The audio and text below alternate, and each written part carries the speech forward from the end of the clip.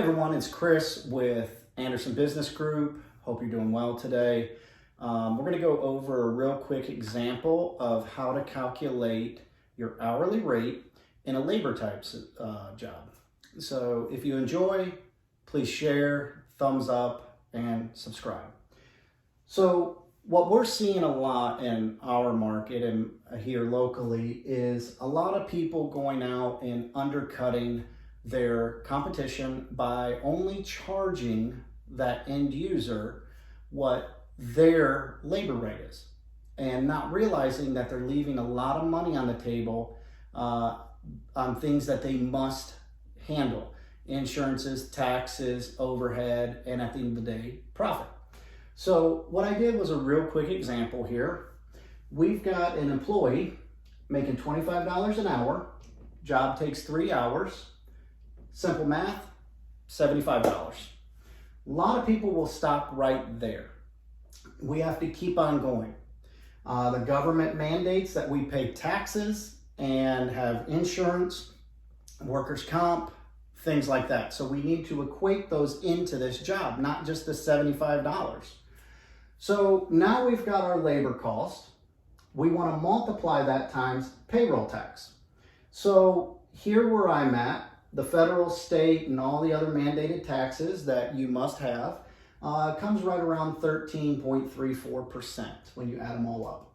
So if we take that $75, we multiply it times 13.34%, we've got $10.01 in taxes.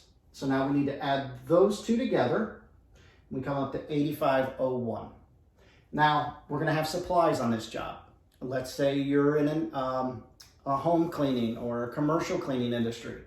If you look at this, you're going to have material costs. You're going to have chemicals. You're going to have rags. You're going to have sponges. You're going to have things that are going to have wear and tear and are going to be utilized. You have to equate for those.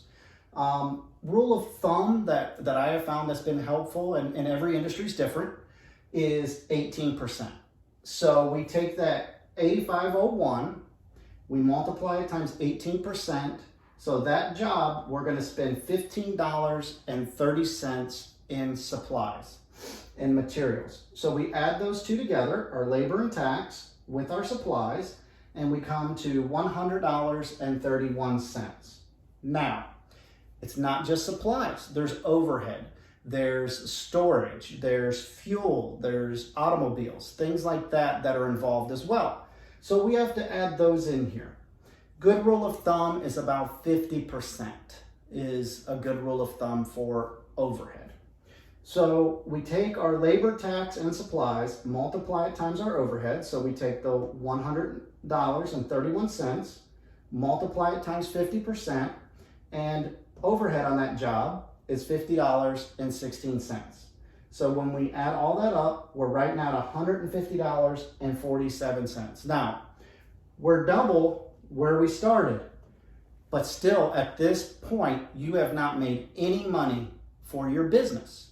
This right here is just covering costs on this row right here. This is all just your embedded costs. What we have to do now, markup, profit, not a dirty word.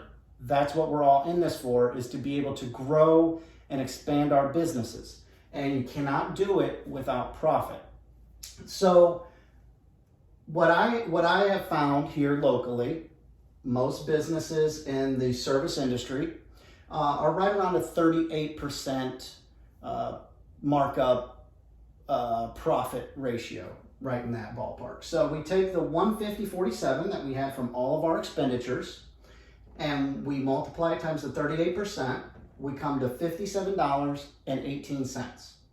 So when we add those two together, that job, when you quote it to a customer, would be $207.65, or if we divide it out by the hours, $69.22. So if we would have quoted just what our labor pricing was, you go out, let's say you're doing a home cleaning business, and you charge $75 for you, you're like, hey, I'm making good money, but you must make sure you add the other things in, because in industries, especially in home industries, that you're servicing people's homes, there's certain liabilities, workers' comp, small businesses must have these things plus other certificates depending upon where you are throughout the country. So your numbers may look different. This is just an example. So what we're looking at on that job, you're putting $57.18 back into your company for that one job.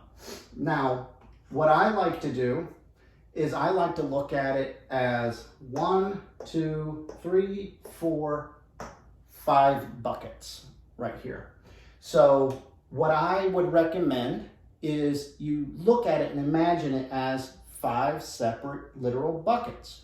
You're going to take on that job, when you quote that job for $207 and you get the business, what you're going to do is you're going to right away say $75 of that goes to bucket 1. You can put that in an account, you can set it to the side, but it must be documented. Then we got bucket 2. Bucket 2 is our tax bucket. So you open up another account, put it in there. On that job, you're going to put $10.01 per hour that you're there into that bucket. Now, bucket 3, like you guys can guess, we're going to put $15.30 into bucket 3, account number 3. Account 4, overhead to be able to pay for you to continue to do business, will be the $50.16. And then your profit goes into bucket number 5.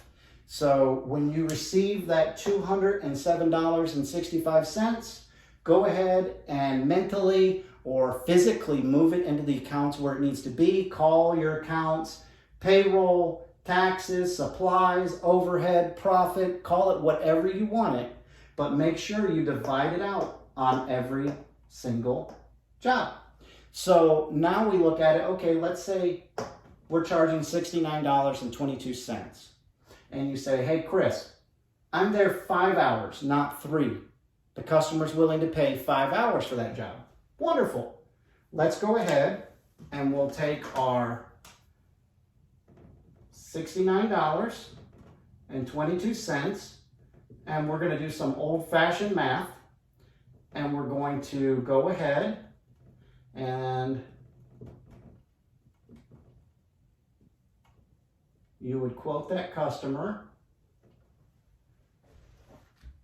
$346.10. Now, that price difference here of $139 does not go to you. It's all a ratio. So to get divided back out into these buckets, you just plug and play. Change the 3 to a 5. You can make this an X to where it could be whatever you want it to be. So we can call this numerator, okay? Numerator. So you can put in any number you want in there and just follow the process and it will pop out a number for you. So whatever that is there, times the numerator, or times that numerator there, and it spits it out and you're good to go. Thank you guys very much. I hope that was helpful. If you enjoyed, subscribe, share, and like. Until next time, thank you.